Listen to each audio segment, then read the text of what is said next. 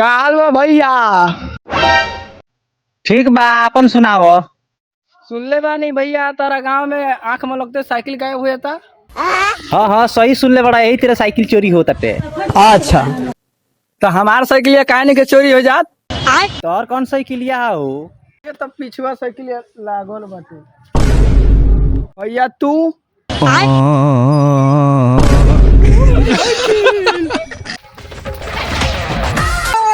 भैया काहे रोता रहे हो?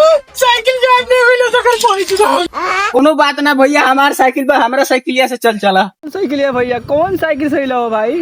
भैया ये तो साइकिल कोनो बात ना भैया, तोरो गाड़ बना के हमरो बना गई। तेरी मां की जे तो बहुत मां घर से मारा कई चप्पल।